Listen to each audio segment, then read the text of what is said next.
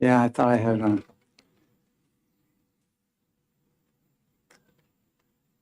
That's good. Yeah. Well, thank you very much. There's also this copy right here. Does everybody have a copy of this up front here? Okay, so I'll take a copy. Also, yeah, I can take a couple of those. Boy, I think I had that one last week. it's like being in school. Yeah, I know. I've had so many versions of this. Okay, I'll start it out. Over the last week or so, since we've been given this side by side online, and I struggle to make my own copies, I've sort of struggled looking at the rules here. I look at page 1, page 2, 3. By the time I get to page 6, my mind's ready to explode, and I basically have hit the wall. So what I'd like to do today is try to, if we can, to look at this in terms of what are some of the takeaways we're getting from this, either the pluses or the minuses, seeing that we have a responsibility to make recommendations regarding all academic standards and areas which are referenced within these rules which impact those, and also 193E2A. So with that, I'd like to just quickly go through some of the definitions which we had, so we can have some further discussion here, since we've had this given to us. The discussions of the definitions on pages on the copy that I printed out is about like pages 1 through 5 thereabouts. So it's just the first several pages here that we can look at. One of the takeaways that I've taken here is that there are a number of statutory definitions which have been included within these proposed rules, which are contrary to statute that's written and been adopted by the General Court, signed into law. And I think we need to address that as an issue. Starting right out on that, on 30601. Is there anybody, let's just quickly go through this. Applicability. In order to be an improved school, public schools and public academies shall meet the applicable criteria established in these standards. Any issues with that area? Let's go on to the next one then. Except as provided in B below, a public school shall be approved as an elementary school if it contains any of the grades kindergarten through 8 and meets the rules applicable to all schools and to each elementary school. And you can see what they have changed that to.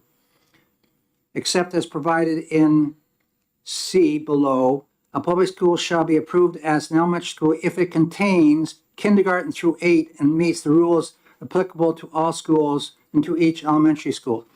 Believe it or not, I was hit up at the Grafton County budget meeting by a representative regarding this one itself. So, Mr. Chair, just going back to the first part, A. Yeah? So there is a change on that because it's added to be an approved school.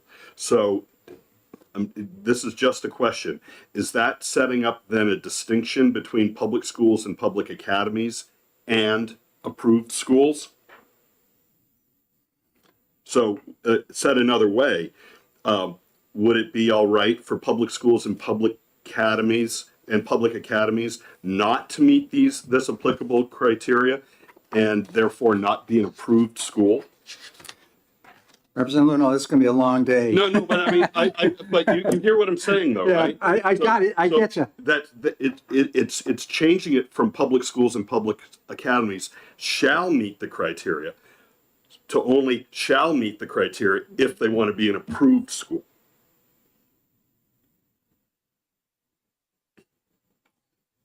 Well, you see, the way it was in the original, I'm looking back in what we had back in 2014.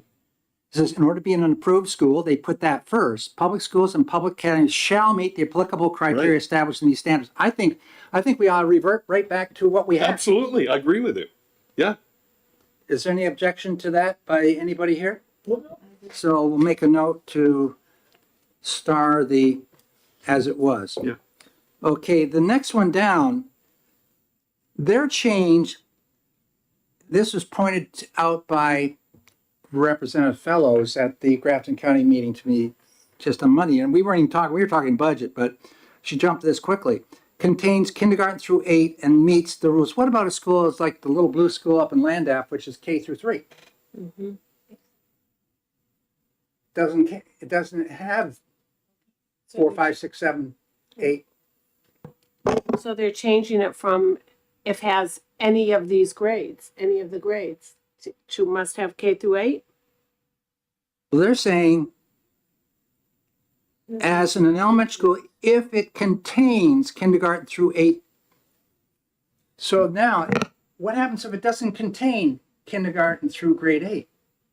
What happens if it only contains kindergarten through grade 3, like the Little Blue School? I have a couple of schools like that. Oh, yes, they're all over the state, Yeah. sprinkled everywhere. And if you go down to Part C, the former Part C, or what's now the Part C, they keep that language where it says contains any of the grades 9 through 12. So in Mm-hmm. the part we're discussing right now, I think we should just leave the language As it is. that Yeah. strike through. Mm-hmm. So leave as is. Mm-hmm. Okay, we'll start that too. And going down to the next one down there, as determined by the vote of the local school board, any combination of the grades 4 through 8 may be organized as a public middle school and so approved if it meets the rules applicable to all middle schools. Right now, it is grades 4 through 8 could be a middle school. There's no change according to the attorneys. You see on the right-hand side, no change. So we're leaving it right there where it is. Jumping down to where Representative Peternell just mentioned,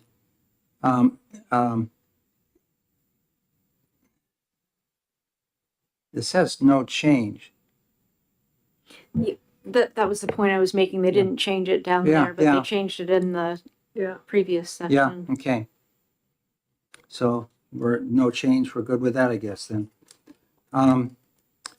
306.02 definitions. Academic standards as defined in that RSA. And it says new definition added.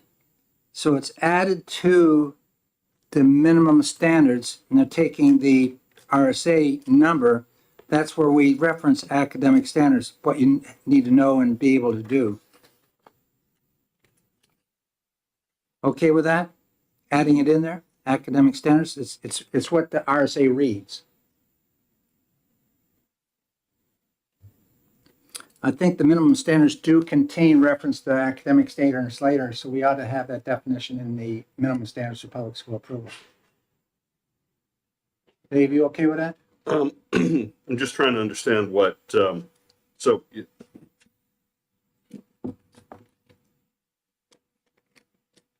A is not new language, is it? No, but it's new to the, let's look, see if it's in the old standards here. No, it's not. They're adding it to the standards. If you look at this book right here, the one Yeah. which is right there from Okay. 14, they're not listed in it. Okay. So now what they're saying, we need to list that in the, Academic standards means academic standards as defined in statute. yeah. So I have no problem with that Yeah, because that's all what's right. in statute. Yeah. Okay, we're good with that. Okay, the next one down, acknowledgement of achievement means when a student has demonstrated achievement of district competencies and or graduation competencies consistent with RSA's 193C:3. This is where I start getting gut aches. We have this great discussion going on regarding the words proficiency, mastery, competencies. Gotta be careful. I had done some work here on that, and this is a new, see, revised language renumbered.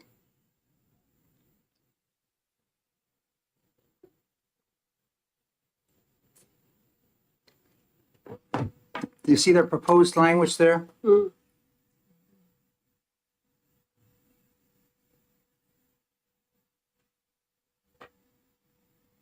So they're changing acknowledgement of achievement to achievement of competencies.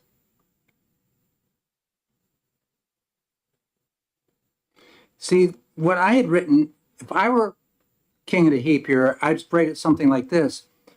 Acknowledgement of achievement occurs when the student has demonstrated mastery of key content-specific concepts, skills, and knowledge. And that's pursuant to RSA 193H:1, Roman 2. But I'm not king of the heap. I mean, to me, proficient just means that, yeah, you're okay. You haven't mastered it, you don't have a complete understanding of it, you just sort of have the basics. That's what proficient to me means. Yeah. And I would like to see it stronger. Proficiency and mastery are different terms. I agree 100%, Senator, with you on that. Mhm. You know, is proficiency mastery? No. Performance level targets that lead to mastery, we have levels of mastery. So you have levels of proficiency as you're moving towards that.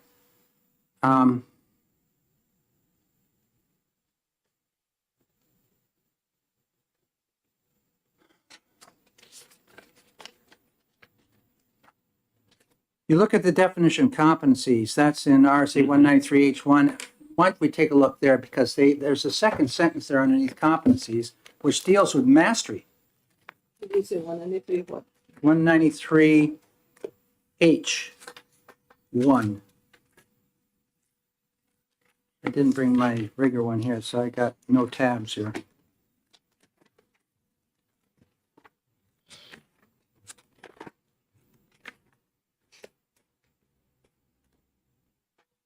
See, it says competencies mean student learning targets that represent a level of mastery. And it goes on, specific and required types of competency include district competencies at grade level in course or program competencies, et cetera, et cetera.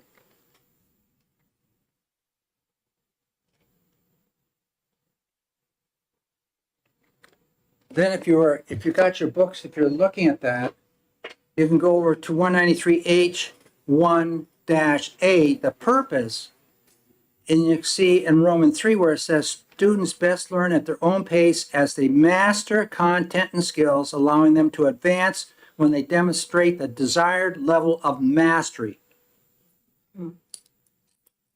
So we've done referencing to mastery in statute.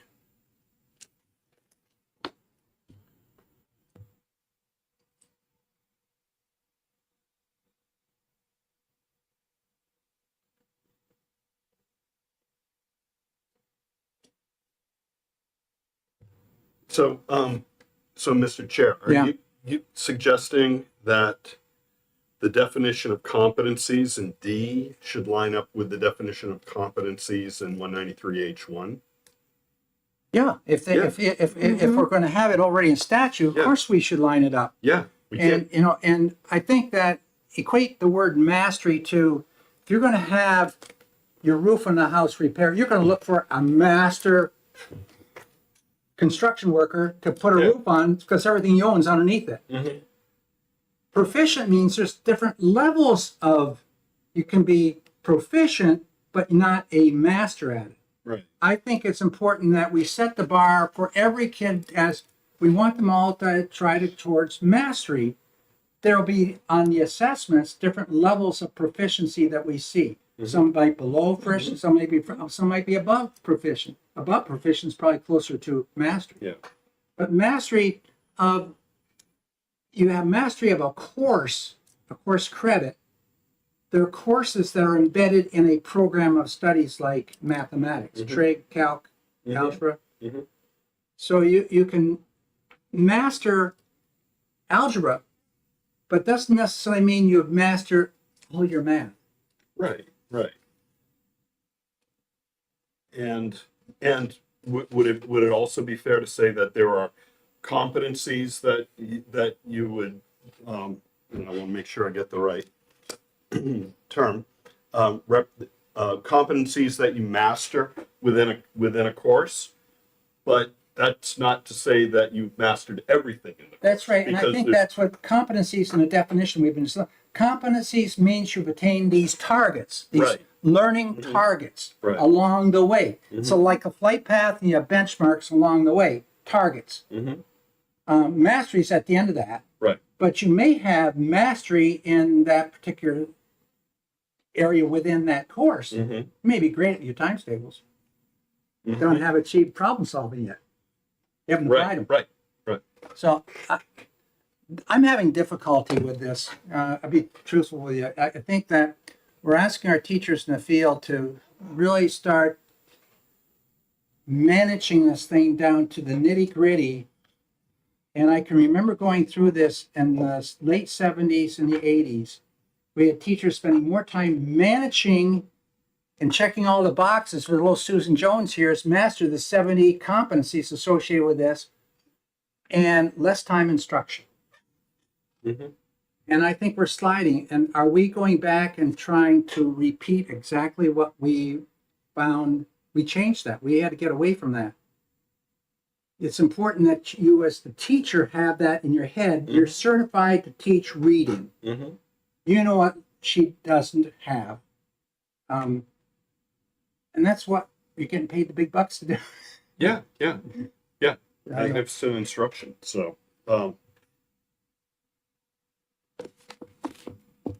So that was acknowledgement of achievement, not the definition of competencies. That's later on. But, and they're changing to achievement of competencies.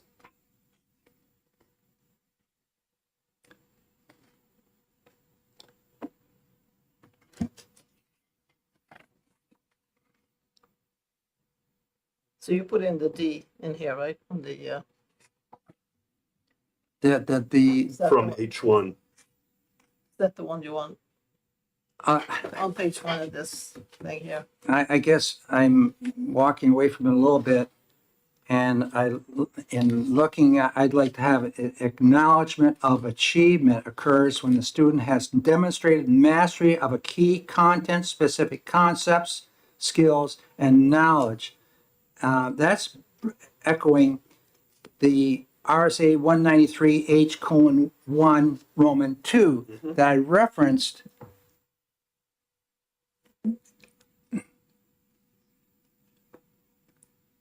We can put a question mark there.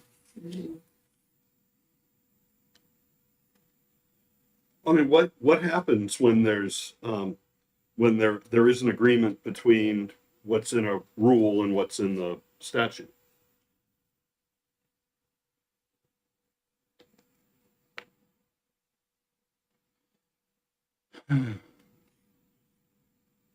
Say that again, please. So, like, just taking, for example, the definition of competencies. It's defined in statute in Yeah. each one, and it's defined in rules totally differently. I guess I have a similar question because there's no definition of achievement of competencies in statute, is there? No. It now reads accomplishment of achievement. And they're changing achievement to competencies, or achievement of competency, acknowledgement of achievement.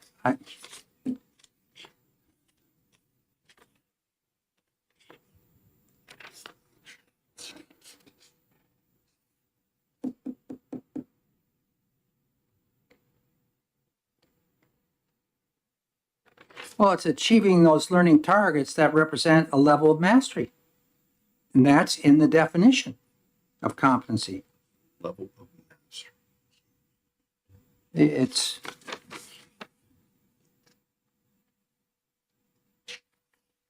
level of mastery of content-specific concept, skills, and knowledge applied within or across content domains.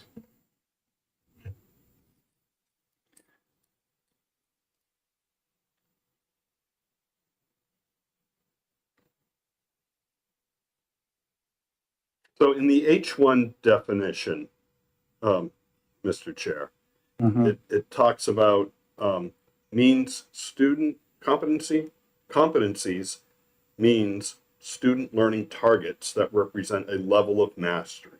So is proficient a level of mastery? I think that's the bottom level of mastery. No, but is it a level of mastery? I mean,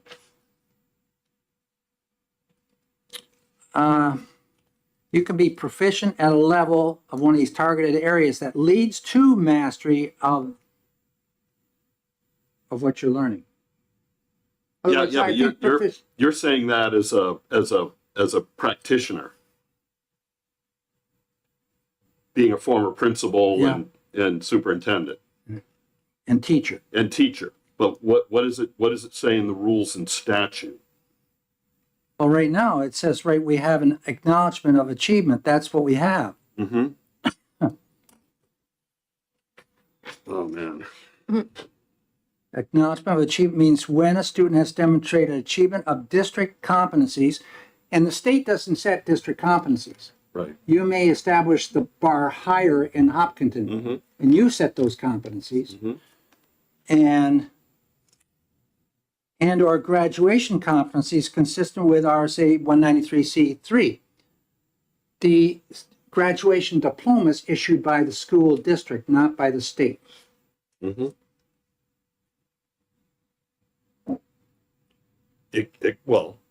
Except Yeah, I know it. except the state can provide a certain number of credits to that Mhm. towards that graduation, independent of district competencies.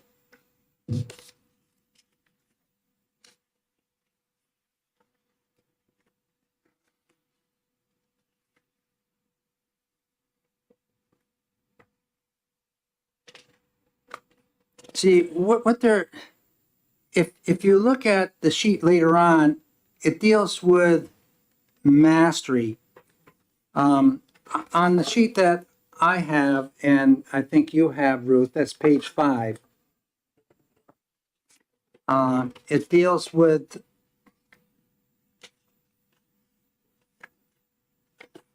I see on the new sheet,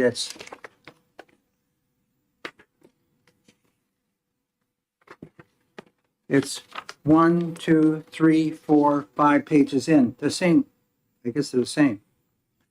On the bottom there, it's highlighted under proposed unapproved revisions. Mastery means a high level of demonstrated proficiency with regard to a competency.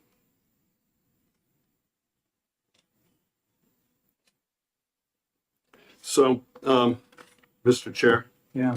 just because I think at this rate we will be here forever, and maybe what just a suggestion as far as accomplishment for today is to just go through the side by side, and you know what, we don't have to comment on any of the things. Just try to understand what's in front of us, and we can go through the side by side and Yeah.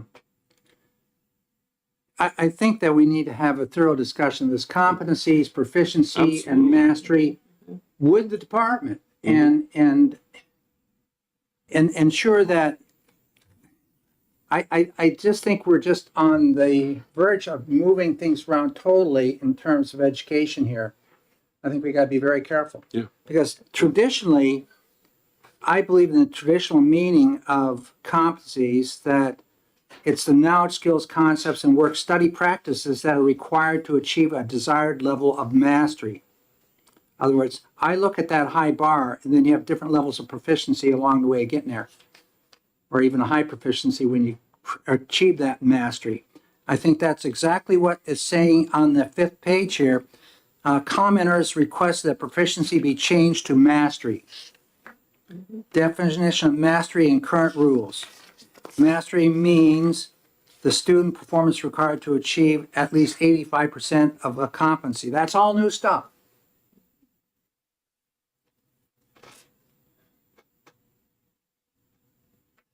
And so are you going to have a teacher now figure, okay, what kind of instrument are you going to give me to assume that that child makes 85%?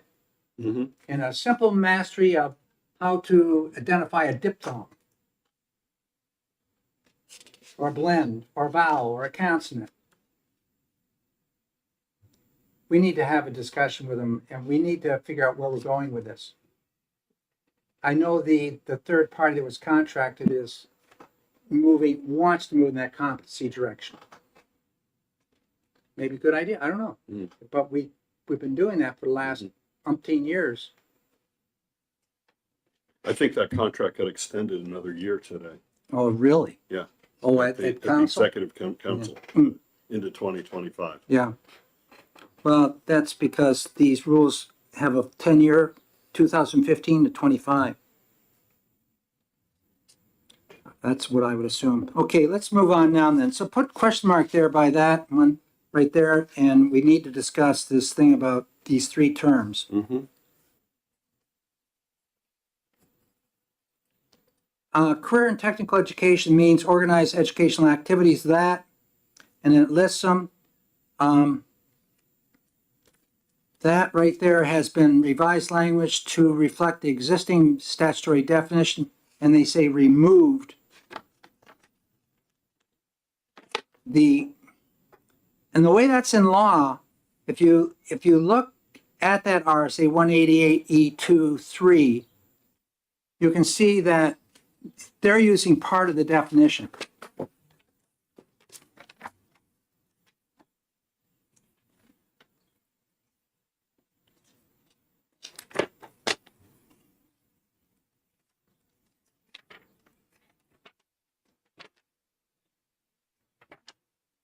E2 Roman 3. There it is on page 409. See, it says career and technical education, or CTE, means organized educational activities that, then you have an A, well, a 1 and a 2 and 3 underneath A, and a B. Is that all part of the definition? Mhm. I would say yes, Yeah. too. They're not putting it all in there. So they're removing all of that. They're removing part of it.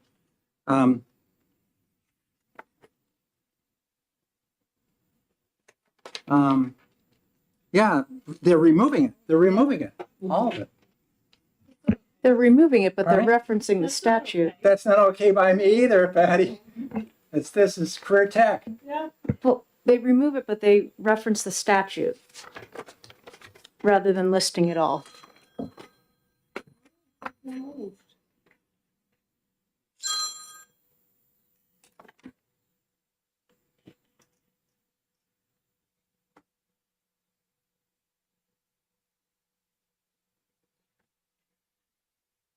If they're going to do that, would they have to put after Roman 3, A 1, 2, 3, B, or A plus B?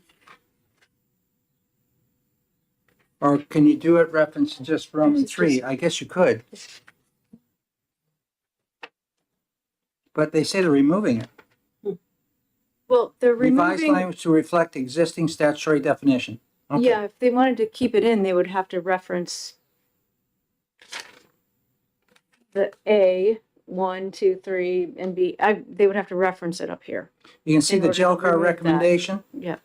Use exact statutory term. Or CTE, career technical education, or CTE. Okay. Okay, I guess if they're going to have referencing the RSA, I'm good with that.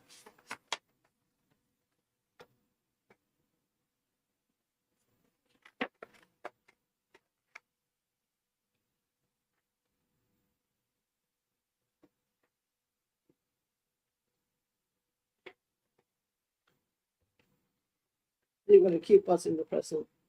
Pardon me? statute. You're gonna keep us in the present statute. Yeah, so we'll just reference that statute and then it would take everything right down to here. Okay. Want to go on to the next one? Yeah. Okay.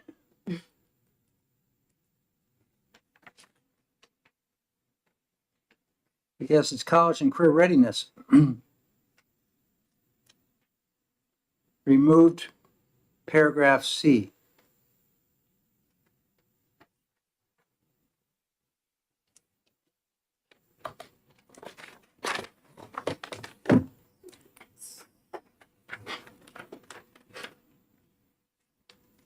That's in the current, they're just taking it out.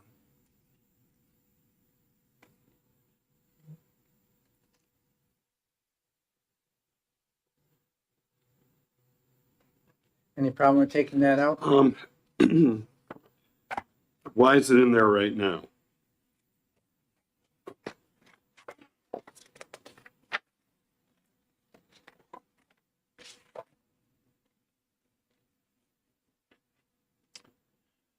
I honestly don't know. Where is it in the current rules?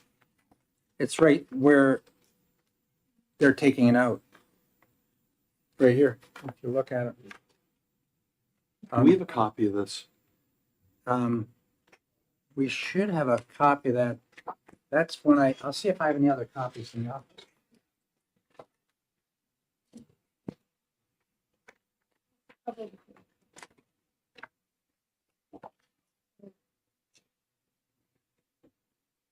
It's the first time I've seen this. Yeah. I mean, it's sure it's.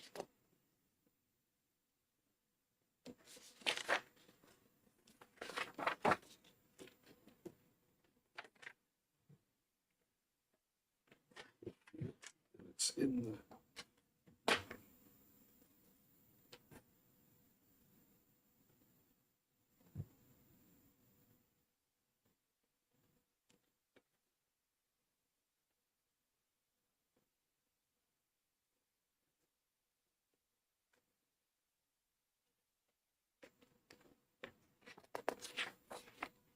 You're welcome to keep that down there.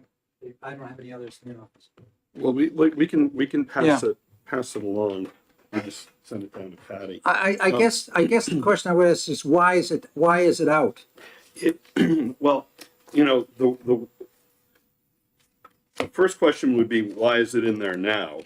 And if college and career readiness as a term is used elsewhere in the rules, Yeah, then it makes sense to have it defined. yeah, If it's not used elsewhere in the rules, Doesn't make any then defining sense. it doesn't make any Yeah. difference. yeah.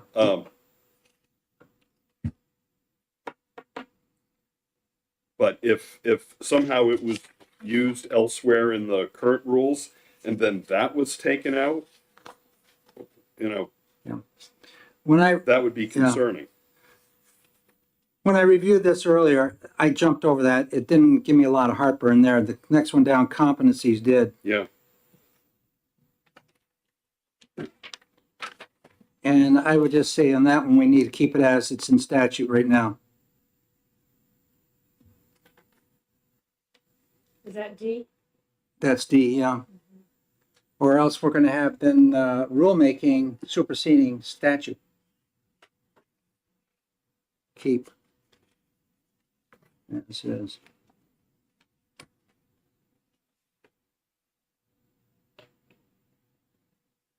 Everybody just good with keeping that? Yeah. Okay. Okay, the next one down is competency-based education.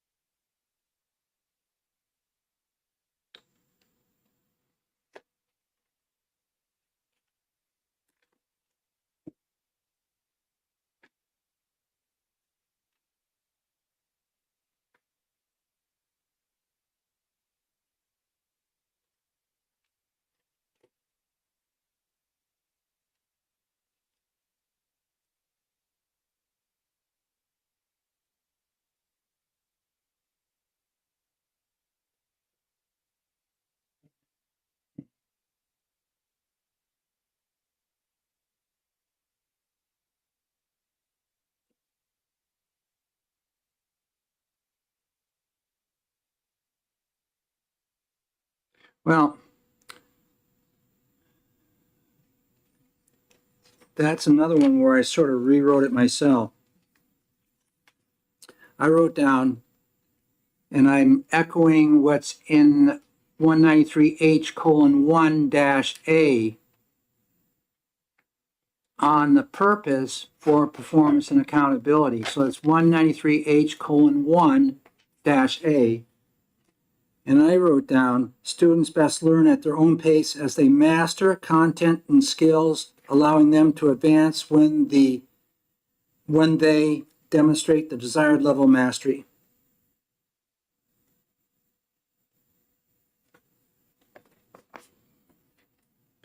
Competencies, they have competencies are explicitly stated and measured.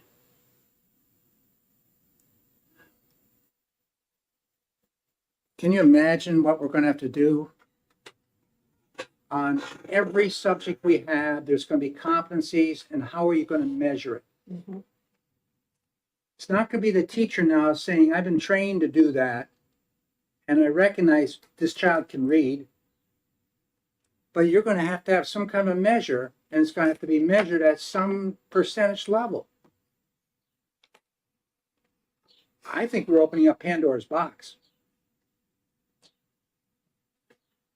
This wasn't written by classroom teachers. That's exactly right. Yeah. You know, the other, you know, so, you know, students want to learn different things and become really good at some things, Mhm. maybe not everything, Mhm. you know, and, you know, for example, you know, I spent a lot of time in math and science classes in high school. Mhm. You know, I just really enjoyed that stuff. Mhm. And, you know, I took the art classes that I had to take, and I wish I'd probably taken some more. Mhm. But to say that you got to move on when you've achieved 85%, I mean, that's, you know, how does that cut line work for everybody, particularly if I really want to be a fine arts major in Yeah. college, Mhm. and I want to take everything I'd spend all day in the art room if I could. You know, and you're going to have to measure that with some kind of an instrument. Let's say we're talking about ancient history, and we're talking about the fall of the Byzantine Empire, 1400 and something. I, as a teacher, am not going to expect my students to remember that date. I'm not remembering it right now. But I would like them to learn something of why the Byzantine Empire fell and why that might be relative to something that's going on in today's world. That's the important part. I'm trying to get them to think logically. And I think that we could get off track here if the measurement that the Byzantine Empire fell at a certain time. Yeah. If your takeaway is the date the empire fell or why did the empire Yeah. fall, the why is much more important. Yeah. Yeah. And the ability of what's the purpose for teaching that? You're trying to get the kids to think. Mm-hmm.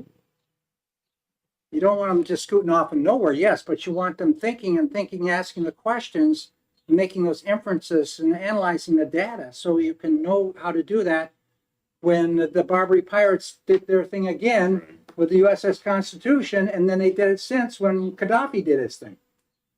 So does history repeat? Yes, it does. That's what I want to teach them. And we can learn from our past all the whys and the hows and the ifs, and I guess. I think if you write about something, if you have a question, you have to write and explain something. That's takes much more time and much more insight than if you just answer a bunch of questions, including the dates. Yeah, right. I agree 100%.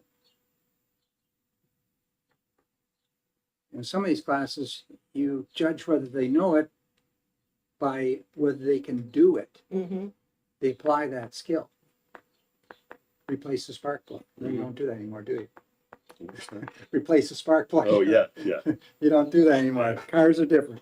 David, when you said move on, do you mean that you have taken X number of courses in this particular thing, and now you have to do something different. Well, that's what it's saying here at the top of page 3 in the side by side.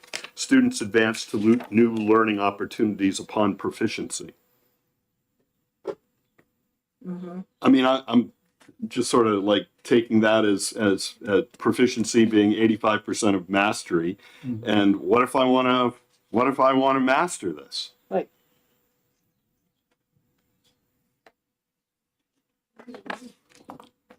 I think that's a problem with schooling very often, is you don't have the chance to really go into the weeds on one particular subject. Right. You have to do these other things as well, because you need so many credits in this, so many credits in that.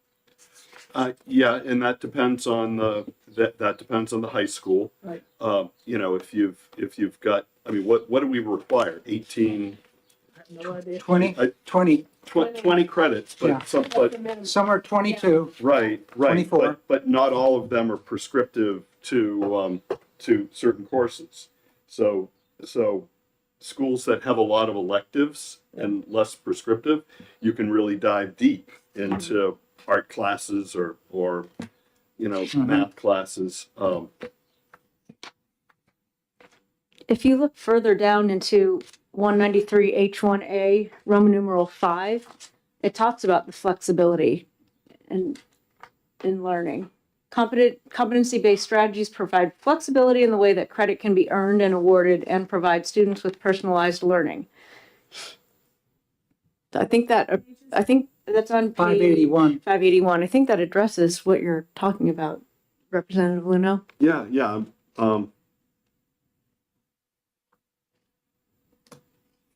What did you say? H5? Page 5. Page 581, Roman numeral 5. Oh, in the. It's, Yeah. yeah, 193H:1 dash A in the statute book, Roman 5. Yeah, I think that is what I'm looking for, and I'm just, you know, is the rule consistent with that, the proposed rules?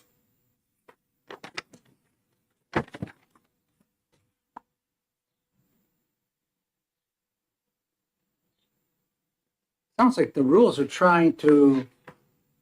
they're trying to replicate statute, which these statutes been around a long time. This part has.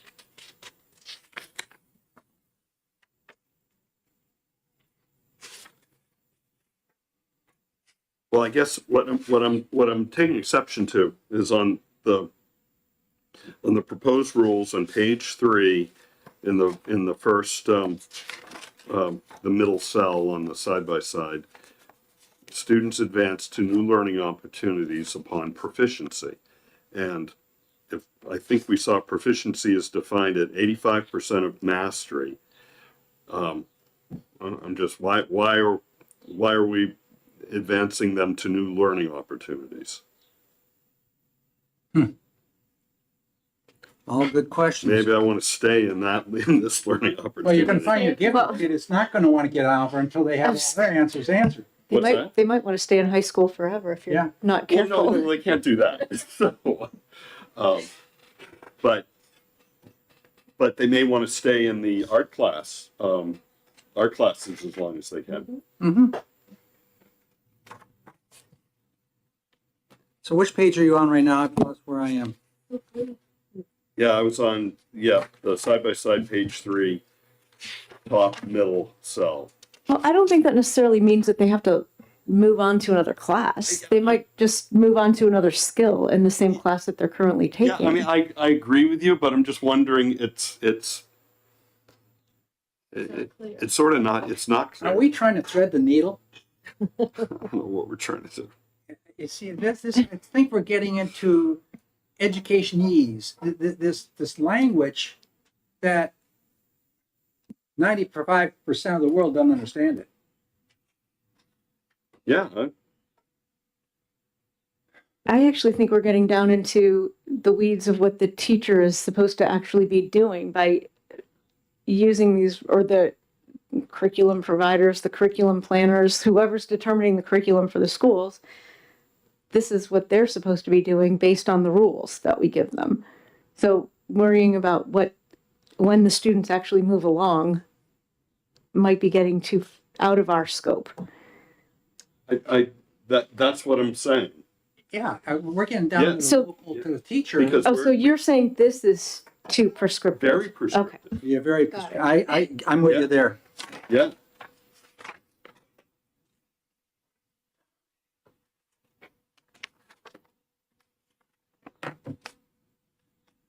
Okay, so that was, what definition was that we were on? Competencies? No. No, we went by that. It's yeah, it is competencies. Yeah, okay, we were talking about competencies, yeah. Yeah. Okay, so leave as is, too prescriptive. Okay. Competency-based education,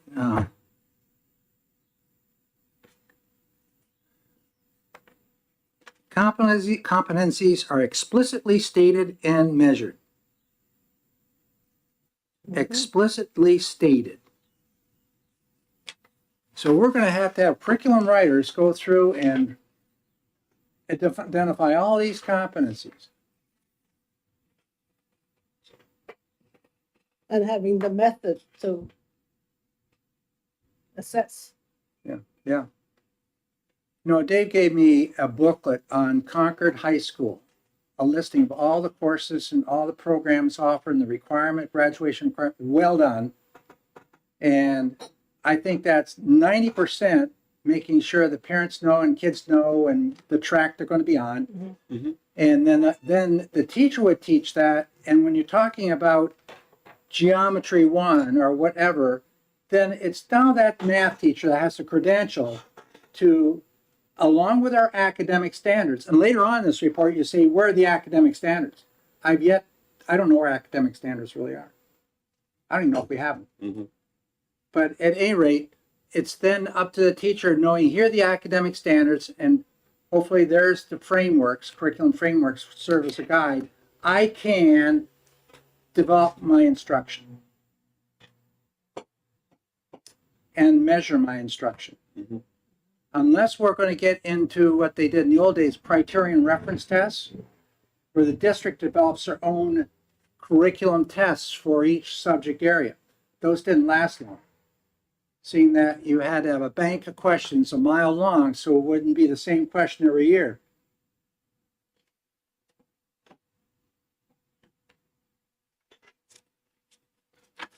I think everything has competency in it. We need to have a discussion with the department. Yeah. Okay, let's move on.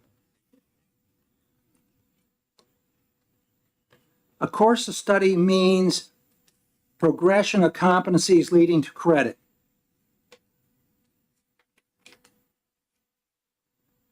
They have a course of study means a progression of related competencies leading to graduation. I think that should stay as credit if they want to change the definition. Because the related competencies would be part of one course credit. That would then, with the credits combined, lead to graduation.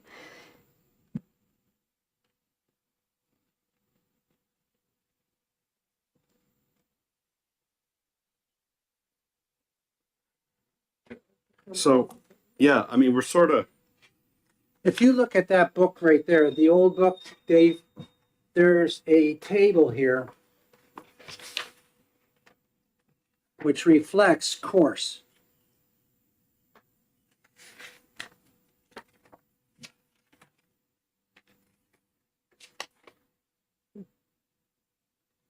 The next several pages in this show you, they see how courses are spelled out there in that table? mm-hmm. Courses with program areas or study programs. Yeah. So within a program of economics, you may have some courses which are offered. Mm-hmm. The high school right now, according to the stat rule, has to have at least 43 courses in their syllabus. Mm-hmm. And the courses are you can have competencies, and you could have mastery of that course material or be proficient in it, but they're all leading towards the graduation requirement where you have to have 3 credits of this to graduate, which is on the next page Right. with some of those tables, next couple Yep. pages.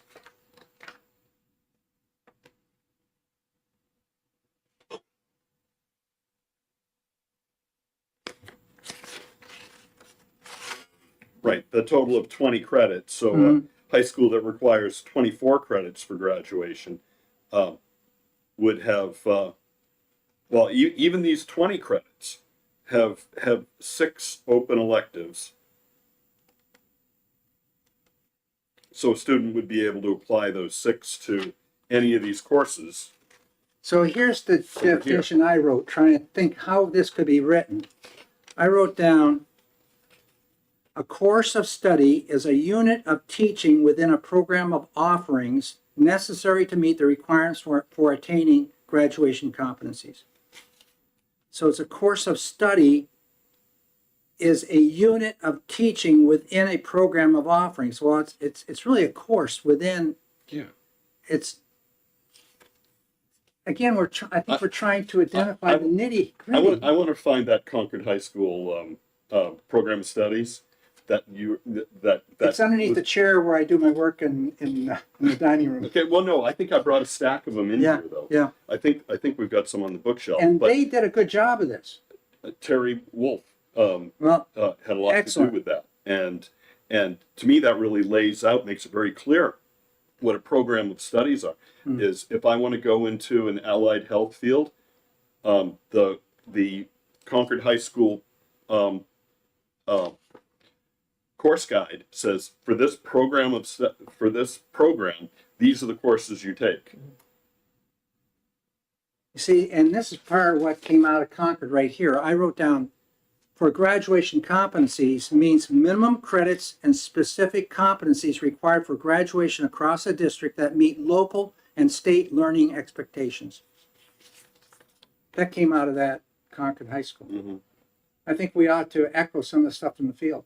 Manchester does it too. I'm just looking in it, and they have like pathway business marketing Yeah. management, pathway electives. Mm-hmm. You know, possible job opportunities. It even tells them in the course of studies what jobs they could get if they go through that. So You see, that's what we have to have, those pathways. The course of studies is that requirements to attain that career skill you're going after within that pathway. They have these programs set up, the program at large. yeah, Yeah. Thank you. Did you get one? Yeah. They did a very nice job. What I was looking at in this thing, it was on pages 6 and 7, where they have graduation credit requirements and early graduation requirements. And there's some language in there which could be borrowed and make things work. Mhm.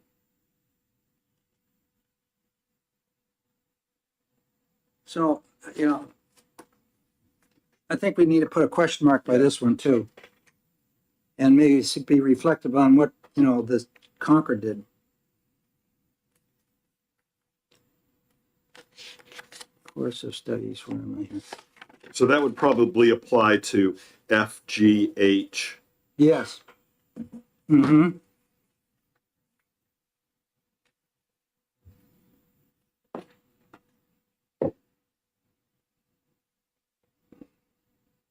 Yeah, and next one down where they have H curriculum, that should be the definition right there in a statute. Mm-hmm.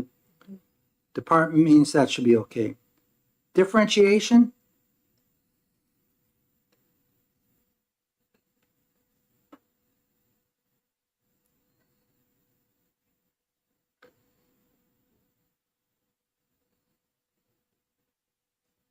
That's no. Is it needed? Differentiation?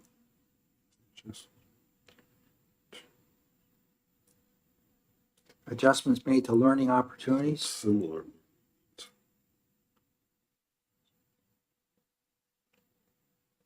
I don't know, I guess if you ask 5 people to tell us what I meant, we get 5 different answers there. They're getting away from tracking Right. kids. And Uh-huh. that's like, I mean, it's sort of, how is it used later on? I don't know if we've got anything that's searchable. Well, you know, I looked at their definition here, to learning opportunities for groups of learners. It could be an individual too, for an individual or groups of learners based upon learning needs. I wouldn't put similar in there. Mm-hmm. Based on learning needs. Oftentimes when you have to differentiate, it's because there is a need to get off the path and do another way. teachers do that. Learning style and teaching styles. But at very least, I think we need to really address that. That's not just for groups of learners, it can be for an individual too. Individual or groups of learners based on learning needs. I think they're doing, because in groups, you want everybody in the same group for a similar need, but So it's used in 2 other places in the document. It's used on page 39 and then on 43.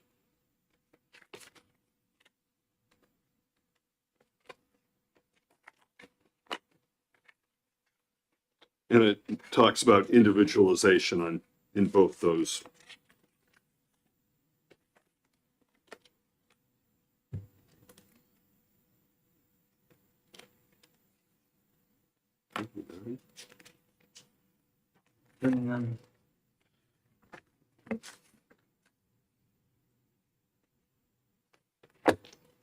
Kindergarten through 3rd grade.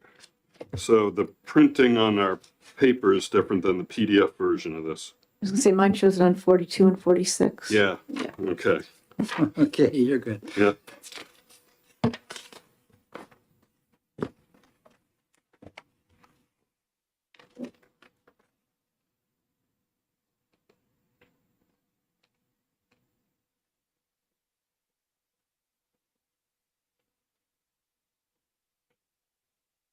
Well, I don't really, I'm not really getting a heartburn on it, but I'd like to see it open up to, in a smaller school, you're going to do it for an individual, not necessarily a group. Or you may do it even in a large school. You might have a student that's come in from Brazil and speaking Portuguese. Who knows?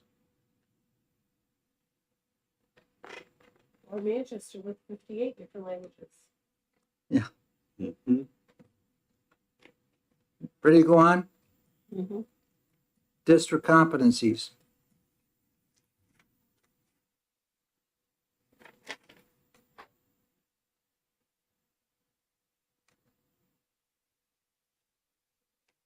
Are you back on 3? Yeah, Yeah, It okay. says they're removing- they're removing it. Yep.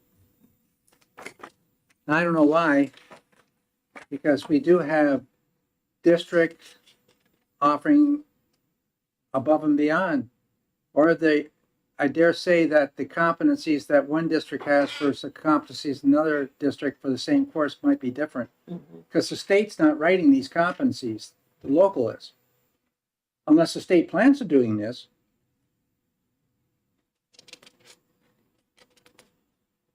If we're going to do it, better find an oil well. Isn't that a problem though, if you have different districts have different competencies? So if you go in one school, you learn something one way, and if you move somewhere else, it's got to be different. And it seems to me there should be something overarching that basic stuff is the same everywhere.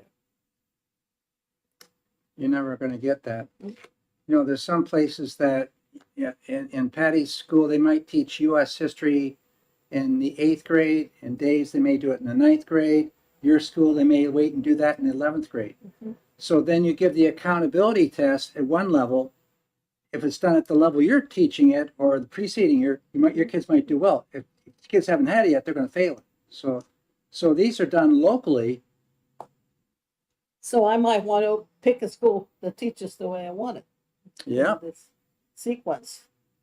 That's why we have the The opportunity classes. for when a kid comes into school. We've had this discussion on the education committee here often, where the receiving school, the principal will make a decision whether they're going to accept that credit or that credit coming in or that course coming in. Mm-hmm.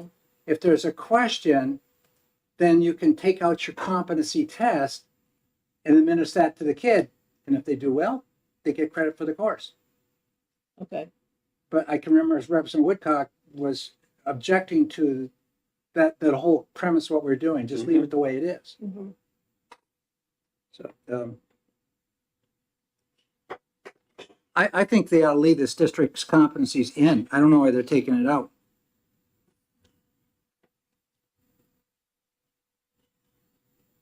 There's district competencies, there's graduation competencies.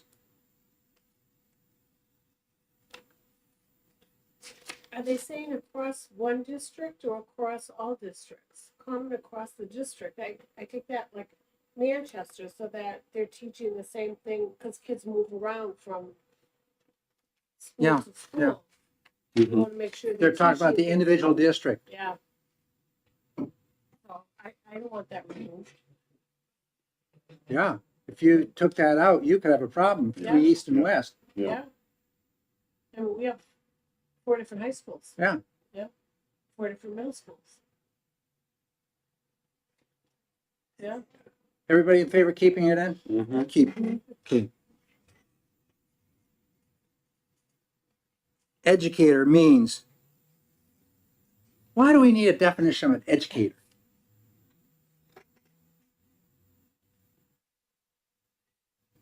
I put okay by it, but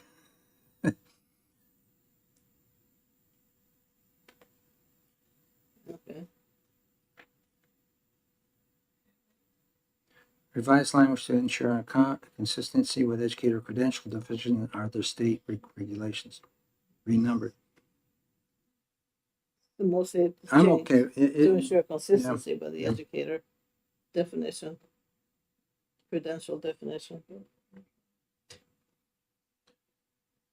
So in the proposed definition in K, on the second column, Mhm. are these all? Certified. Yeah, but are these all different things? Different?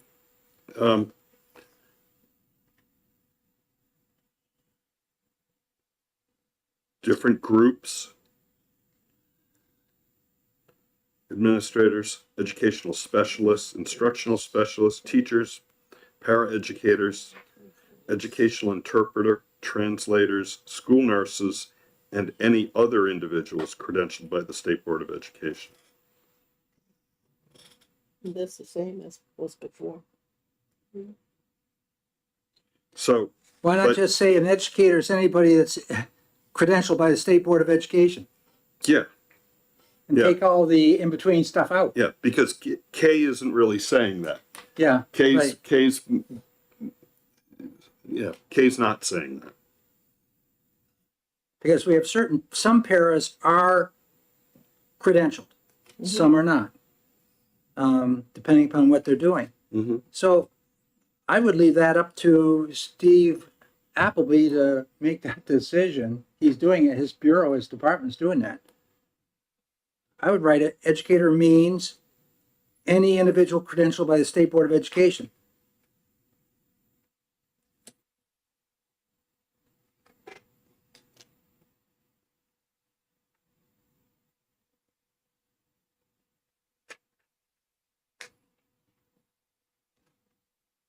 So is just to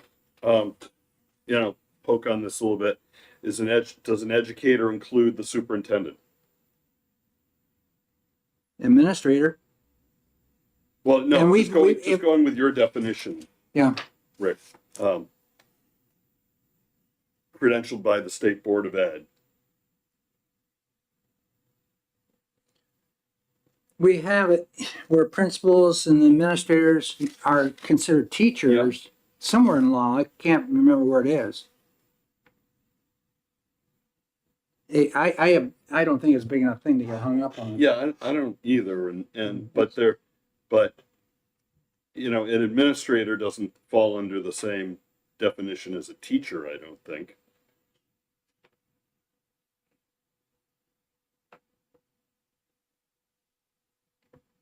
Well, that's why I would say educators means any individuals credentialed by the State Board of Education. So then how's the word educator used in here? Can educators do any, you know? This is the type of thing that belongs in law, not in a rule. Yeah, yeah. And I think it is. Yeah. Like we have it in law that superintendents have these responsibilities, building principals.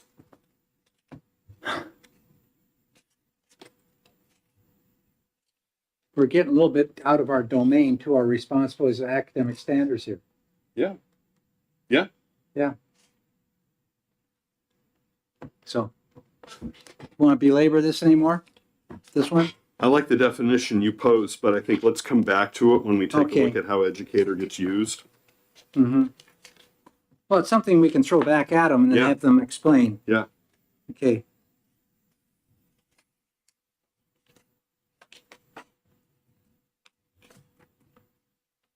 Okay.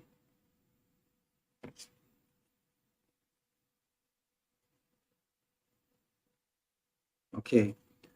Next one, equity. Something new?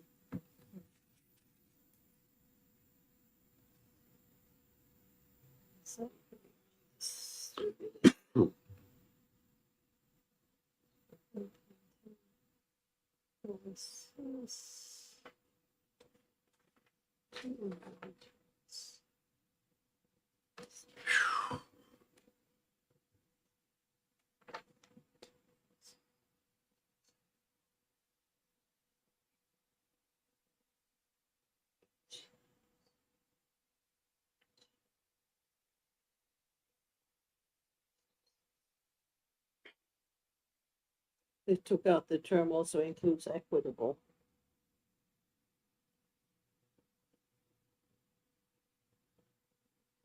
That was the only change.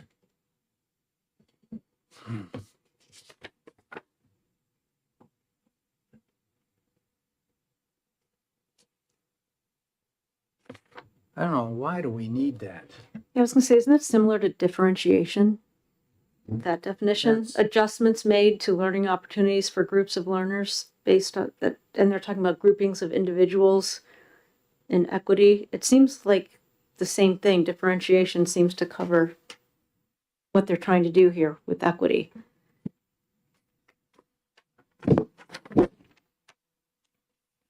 I mean, and if every student is required to have access to a free and appropriate public education, then isn't that equity already? No, that's not equity.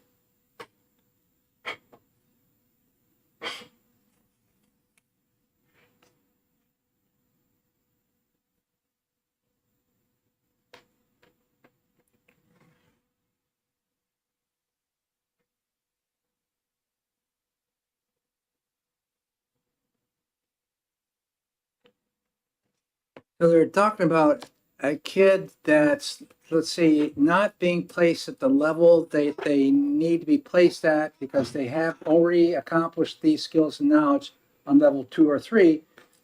And yet they're in class 3 or level 3, but they should be really getting 4. Now, is that equity when they're not providing that opportunity for competency for that child? Being held back rather than going forward. I mean, I think that could be, and actually, I think what Katie was talking about could be equity too. But I think also if you've got a student that is that has trouble hearing, having a classroom that has a audio FM system that makes it easier to hear the teacher, and providing students that have difficult time hearing with the equipment for that, I think that's an equity. So then why is that child getting referred for special services? I don't know. Yeah. I think we're widening these rules out. But notice JL Carr's comment on this Yeah. is very interesting.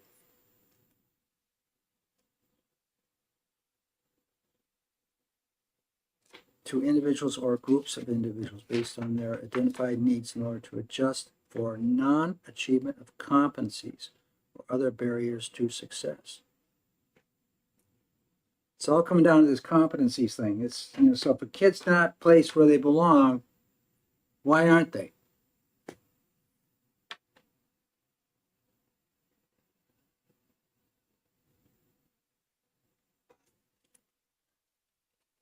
I guess they've reflected on the recommendation of Jelcar.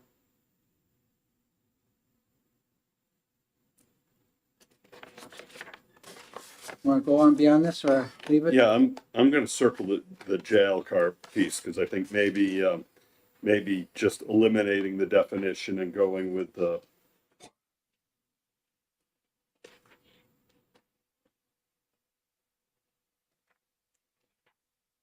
common use.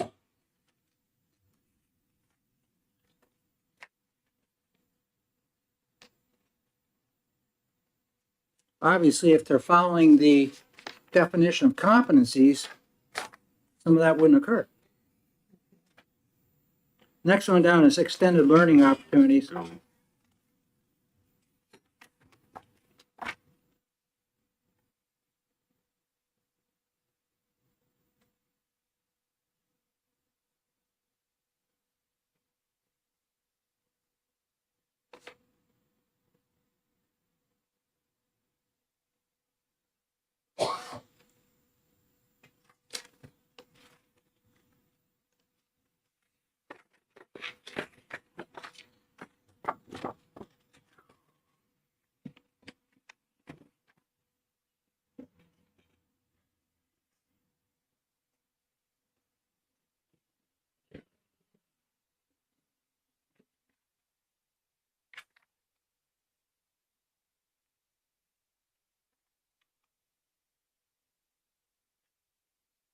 I don't know if it has to be outside the classroom. It could be in the classroom too, or in the school. I don't know. Through means outside the classroom. I don't know why. Well, I think the current rule uses that type of language too.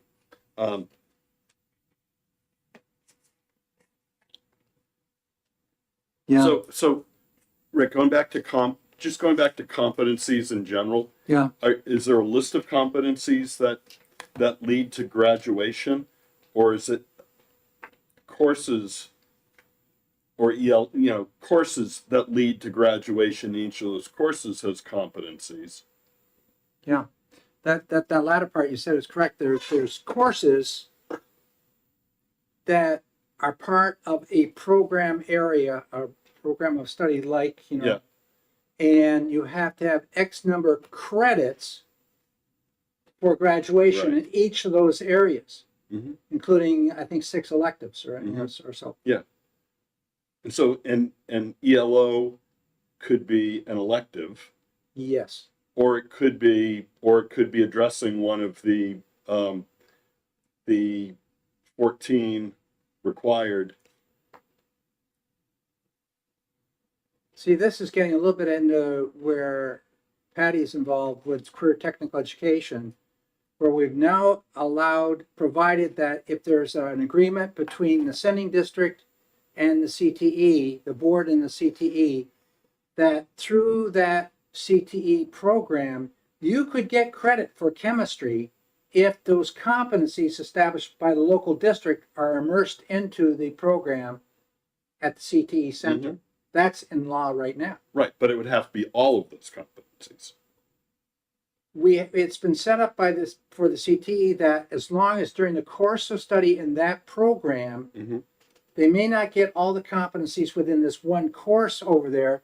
They may get it in another Okay. course at the CTE center, Yeah. but they're going to end up with all the With all the competencies competencies. for that credit. Mm-hmm.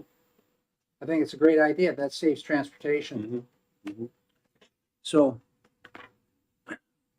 I guess I'm not going to get hung up on that either. That allows for achievement of competencies through means outside the classroom. I think just the word allows means that you don't have to, but if you do, it's okay.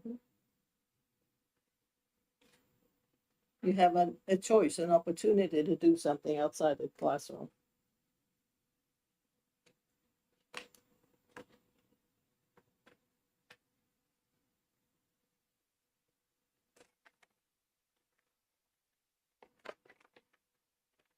I don't know. Yeah, I can remember that when I was in Alaska, I had this family that had this large schooner and they went around the world. Mm-hmm. And they want to know, could we take our child with us? And we laid out what he was going to get in navigation and mathematics and weather and geography and all that. And it came out that following this and reporting in accordance with how we set it up, kid was going to get credit and through that experience. So that was an extended learning opportunity. I think we've been doing this for years and years and years. Oh, yeah. It's nothing new. It may be aimed at alternative learning, learn everywhere. Mm-hmm. Probably is. But private instruction, independent study, internships, that's something, for example, the kids at Lisbon are doing with New England Wire right now. They're going in and getting some of that mathematics on the floor of New England Wire. You should see that plant there. They're building a huge wing on it. They're selling stuff in France right now. It's fine wire. Mm-hmm. Community service, apprenticeships.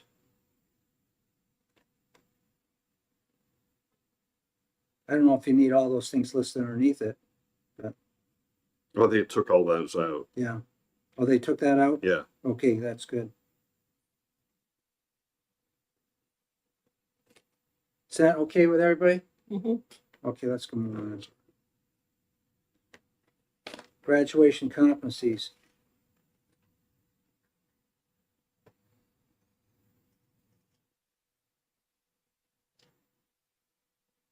They removed this. Why?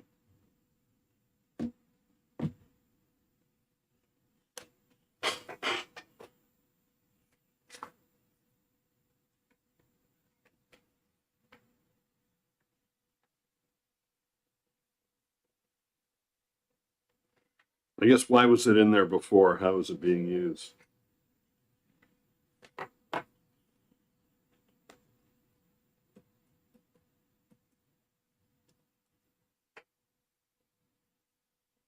Graduation competencies has 59 references.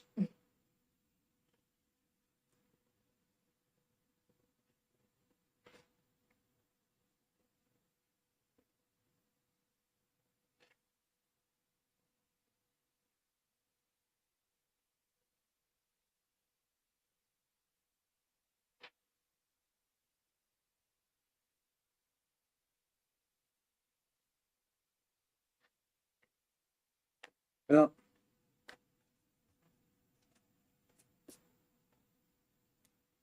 a lot of this doesn't have anything to do with academic standards. Want to jump by this one? Graduation competencies. I have a question mark. I'm wondering why they want to take it out. Yeah, I think it's well, they've taken it out it seems like in most of the places it's used too. And it's, I would say some of the graduation competencies that Concord High have are much different than Woodsville High School. And they may have more requirements for graduation than another one. That's local.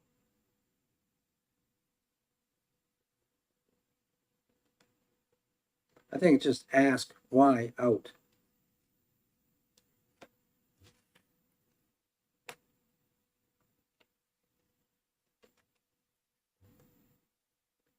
Individualization. See, it gets pretty, when you get in this individualization, trying to define that, why are we doing that? As I'm jumping through the search, it shows that let's see, what page is this? Page 11, graduation competencies. The commentary shows that it was removed and replaced with graduation competencies in the new ED 306.21. So it just might all be moved elsewhere. I haven't gotten that far yet. Mm-hmm. And then instruction means the act or practice of teaching.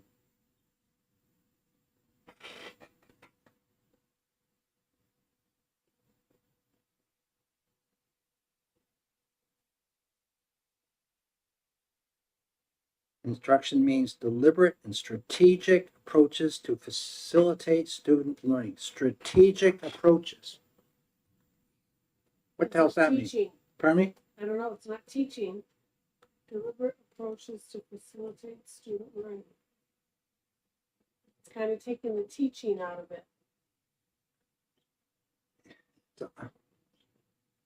Yeah. You see some master teachers just doing things and they're able to change gears and move to another level so quickly and be so effective in doing that because they caught the moment. Mm-hmm. And it was just a natural thing.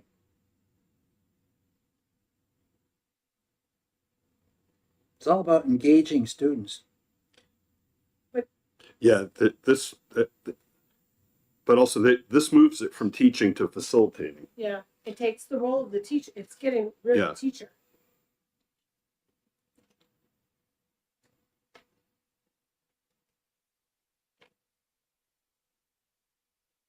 Say that again, because that's kind of scary. Well, the practice of teaching and strategic approaches to facilitating student learning. Who's doing that? It doesn't say it has to be a teacher. Who is it? It's just like I asked out at Warren Village School. The school was a school of excellence this year. I asked the principal, Mike, how are they delivering speech pathology out here? It's being done online from California. So the second grader that's trying to learn how to say R is getting that from somebody in California on a screen.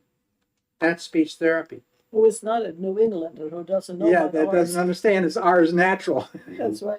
or however you say it. So you can be a facilitator.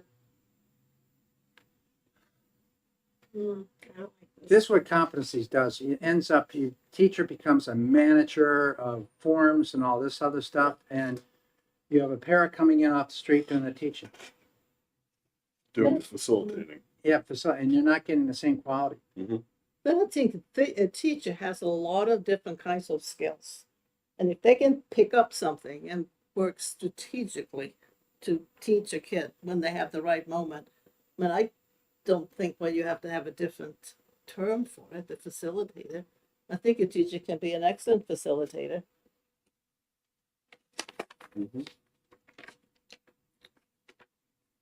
I'd like to know why we're defining it.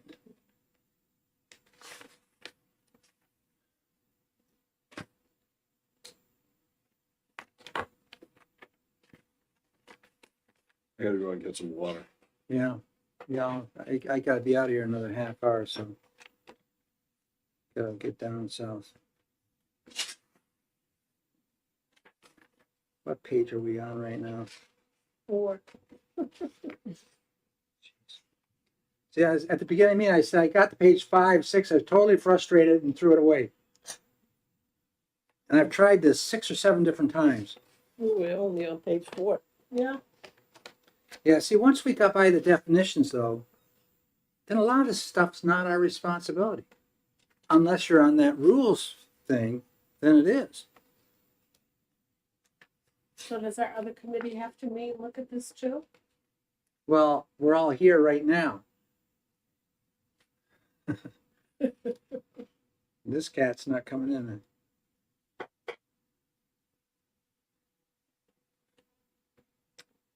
I always wonder about the people on jail car who have to read these things and how to pick, You know who's done all this on Gelcar?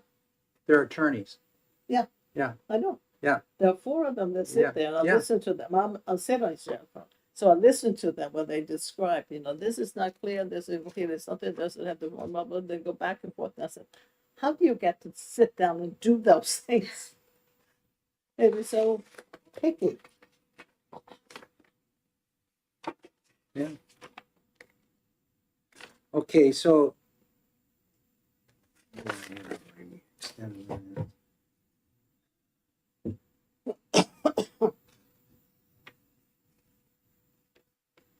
Instruction means the act of practice of teaching. Mhm. Now they changed it to instruction means deliberate and strategic approaches to facilitate student learning. I don't like that.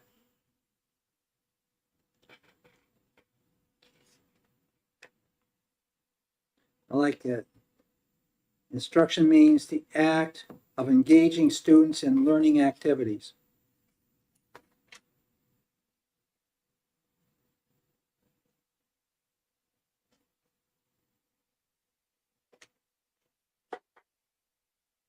Okay. Which one we're going to go with? The initial proposal,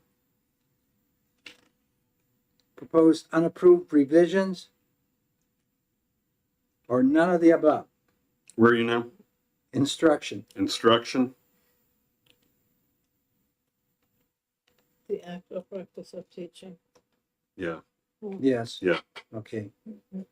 Okay, next one down. Instructional time means the period of time during which instruction is offered. Seems pretty intuitive. Yeah.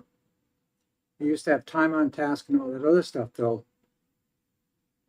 You might be sitting in the class for instruction 40 minutes, but you might only be working for 20 minutes. Okay. Although K in the current administrative rule, I think has a broader definition than instructional time. During which instruction is offered means the act or practice of teaching.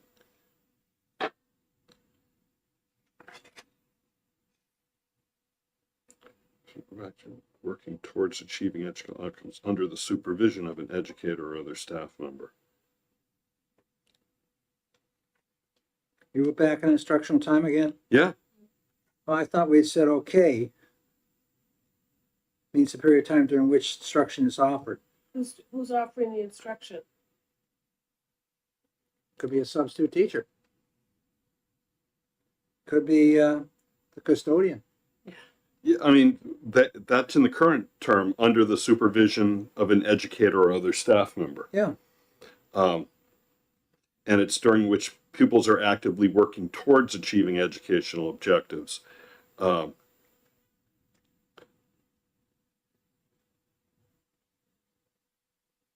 So they might be working on a project with a team or something like that under the supervision of a teacher. Yeah. And that would still be considered instructional time as opposed to the direct instruction. See, the first definition we have in place right now would be applicable to a high school that has a study hall, and the kids go for a study hall for 45 minutes. Mm-hmm. But there is somebody in there supervising, and if they have a question, you go ask the person, I Yeah. don't understand this. So you're being supervised and you're Yeah. receiving instructional time. Mm-hmm. Time. Now, the next one, in time which you're actually receiving instruction, during which instruction is offered. See, offered. There's a catchword right there. Yeah. So I like the original. I do too. Yeah. Okay, erase that out. That's why I got a pencil. Going on down, mastery means a high level of demonstrated, it's underneath my thing here, proficiency with regard to a competency.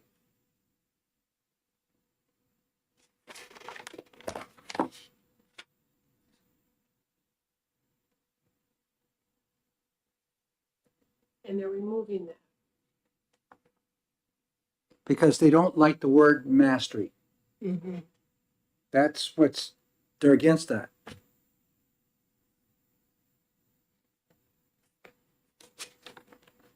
You can see the discussion on the next page on that. And when you go back to the definition of competencies, it says competency means student learning targets that represent a level of mastery of key content-specific concepts, skills, and knowledge applied within or across content domains.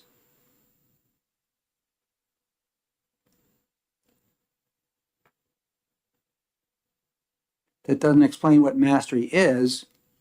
Well, they're defining it on the next page. Means the student performance required to achieve at least 85% of a competency.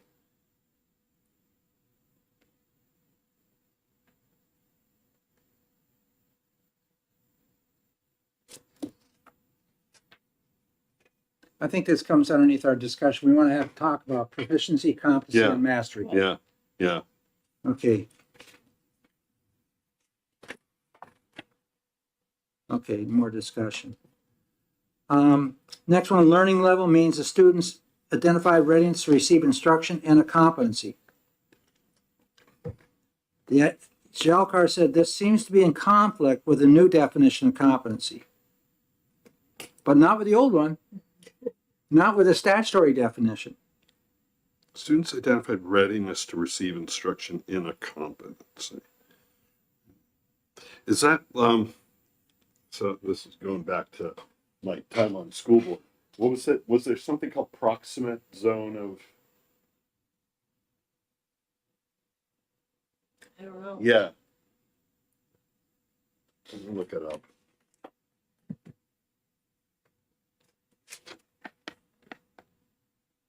But it had to do with the student's readiness. Proximal zone. If we can get through the definitions today, I think we ought to quit after definitions. Okay. That means another page, other than where we are. The zone of proximal development is a concept in educational psychology that describes a gap between what a learner can do independently, what they can achieve with help, or with, Vygotsky. Yeah. Let's see, I remember something.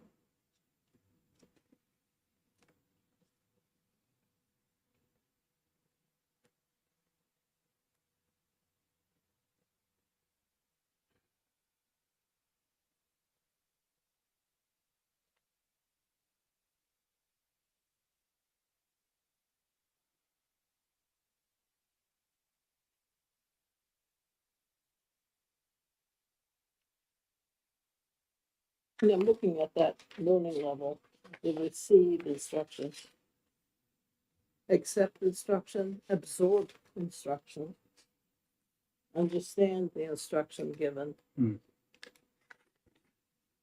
I mean, I can receive a lot of things, that doesn't mean that I have a understanding of it. Mm-hmm.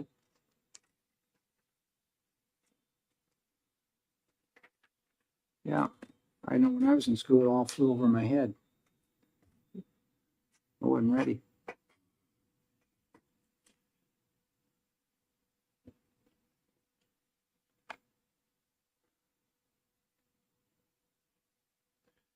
Yeah, I think this part requires more work. Learning level. Mm-hmm. Yep. And for something that's with a very short definition there, if you don't get that right, Yeah. Mm-hmm. I mean that may be the most important thing.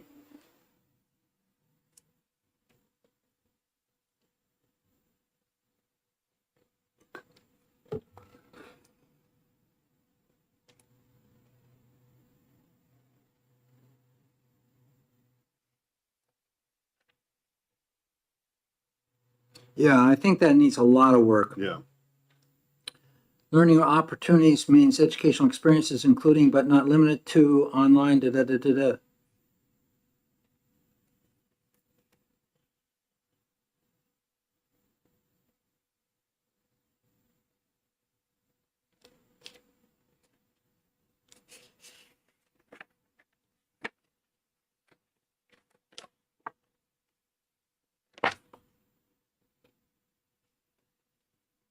I think that all that needs work. Mm-hmm.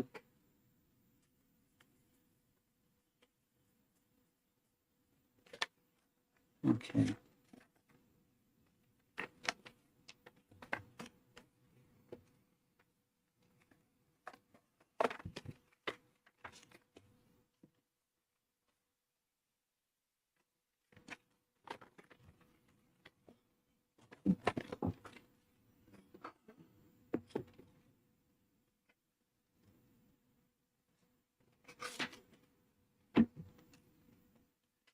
If you're on that next page, it's page 5 on mine, but I'm looking at the one that says proficiency means the minimum student performance required to satisfy achievement of competency. Are you seeing where portion size just above it? Mm-hmm.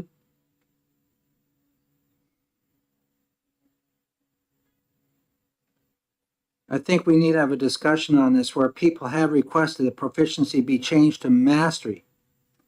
But I think competency, proficiency, mastery all need more work.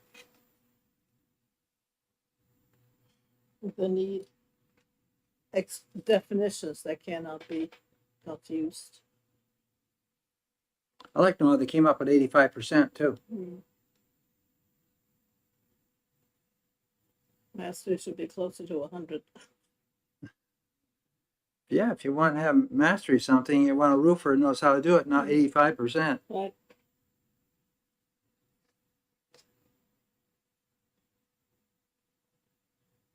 Rigor means the depth of which the demonstration of competencies is measured. That's already in statutory language. 193E2A.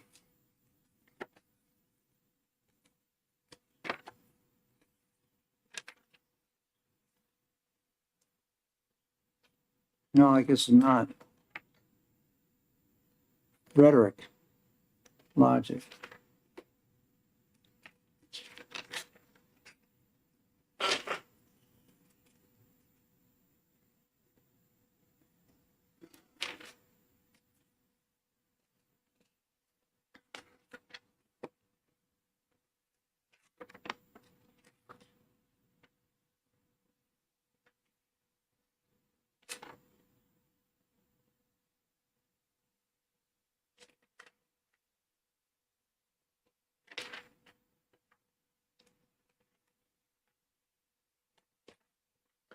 Under the work study practices, that is a statutory definition. But Jelcar is saying consider defining these three terms separately using their statutory definitions. I think their proposed response is work study practice means work study practices is defined in the law. I think DOE got that one right.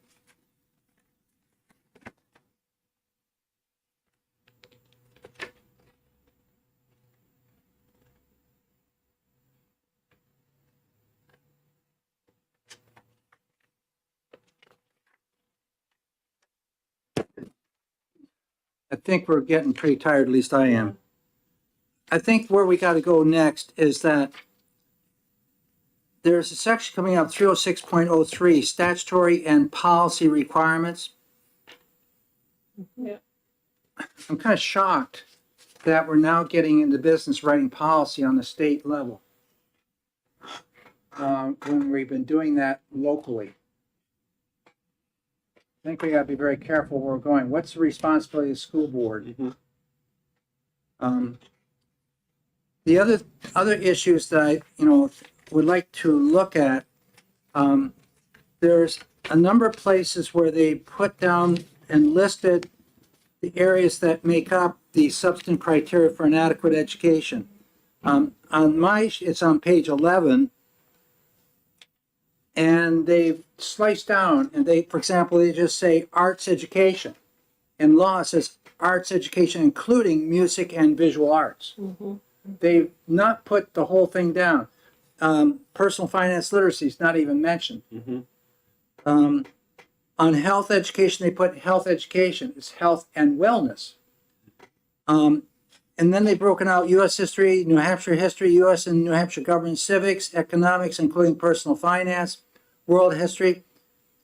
It's social studies, including geography, history, economics, civics, and government.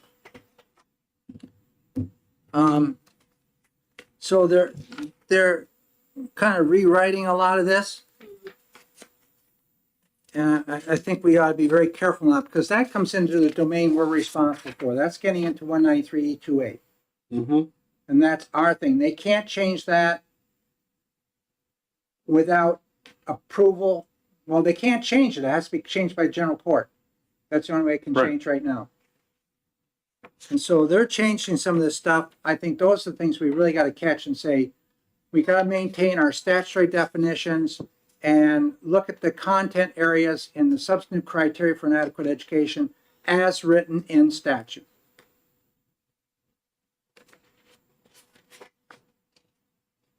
Do you see the comment here, removed What? and replaced with graduation requirements in 8306 and 11? So they put it somewhere else, but I don't know if they put the whole thing there. Yeah.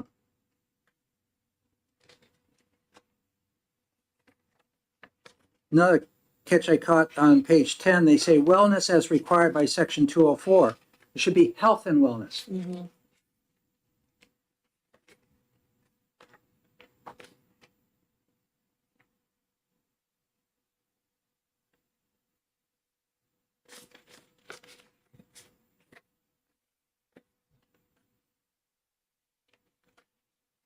Any other comments for today? When is the next meeting? I don't know. I guess we got to find out. They have 10 years to renew these things.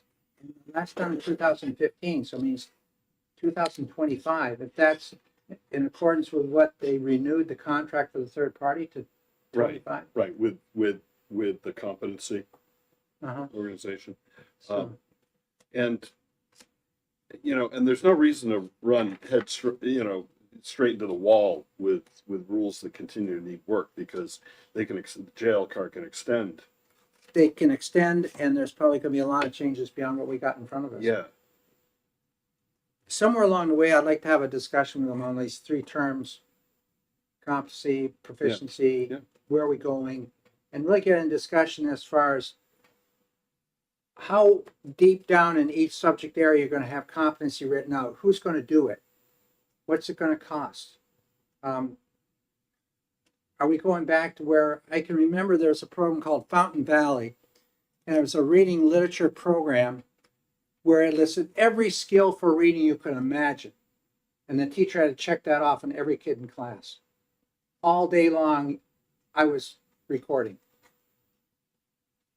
And you were a good teacher if you were able to get them all recorded, Mhm. not what you're teaching.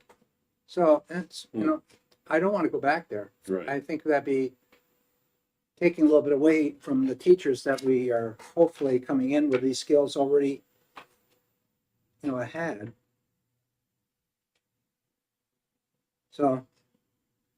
So when do you think we ought to meet again? Don't want to meet a whole lot in the summertime on this stuff. No, I think it's just, Meet at Patty's pool. yeah, you have a swim Well, pool. Well, you don't meet in July, right? Is that sort of a rule? July and August. July and August. we July and shouldn't meet, August? no. Yeah. Yeah, Okay. no meetings that's July and August. That's right. That's all okay by me. So sometime in September. Yeah. And we'll find out where they are by that time. Jennifer's not even here. She's out in Utah today. Right, she's at a conference. So she had a conference out there. Is she going to NCSL? I don't know. Do you know? I know. There. Turn the mics off for a second.